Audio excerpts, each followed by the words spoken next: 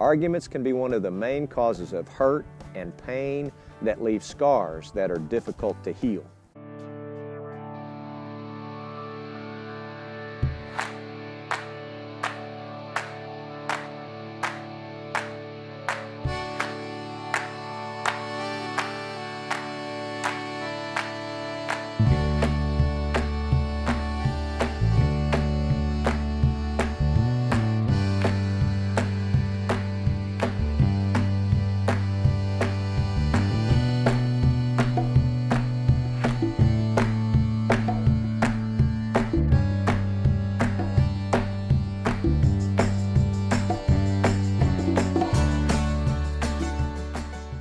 Using our words seems like it should be such an easy thing for us to do, but many times it's not.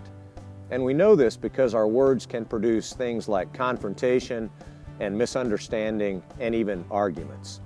Not only should it not be this way, it doesn't have to be this way. When we look at confrontation, we usually view this as a fight, with both sides trying to prove themselves right and the other side wrong. We need to start viewing confrontation differently. Instead of it being a fight, it could just be a conversation. And a conversation that doesn't focus on being right or wrong, but a conversation where differing points of view can be presented and discussed. In order for this to happen, the conversation would take place in a calm and gentle manner. A manner that helps people think about what is being said instead of immediately rejecting it. With this in mind, how we use our words to present our thoughts is key in whether or not people can actually hear our words. When confrontation is a fight, we need to remember that it's virtually impossible for a fight to take place with just one person. So if we are able to present our views and respond to others' views in a calm and gentle way, it'll help minimize the potential of a fight and create the opportunity for an open exchange of ideas, which can change the way we do confrontation. When we look at misunderstandings, they usually come from a lack of clarity in what is being communicated. We are always clear in our mind what we want to communicate, but what's in our mind is not always the same as what comes out of our mouth. And if we're in a hurry to say what's on our mind, we can get ahead of ourselves and not verbalize our thoughts exactly as they are in our head. Being in a hurry can also affect how we listen to what someone else is saying. If we anticipate what they're going to say, or we get so anxious to make our own point while they're still talking, we may totally misunderstand the point they're trying to make. In order to minimize misunderstandings, we need to slow down. When we finish giving our thought, we should ask, does this make sense? This gives the opportunity to clarify and be sure what we wanted to communicate is actually what was understood. And in the same way, when someone else is giving their thought, first we would actually listen instead of thinking about what we want to say while they're still talking. And then when they finish giving their thought, we should ask, is this what you meant by that? This again gives the opportunity to clarify and make sure we understand what they wanted to communicate.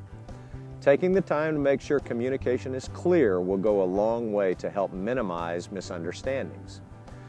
When we look at arguments, these can be one of the most unproductive things that we do. We raise our voices at each other with no real desired outcome other than to prove we are right. And in so many arguments, one side may know they're wrong, but they so badly don't want to admit it that they keep the argument going until the other side just gives up, just so they can feel like they were right. Arguments can be one of the main causes of hurt and pain that leave scars that are difficult to heal.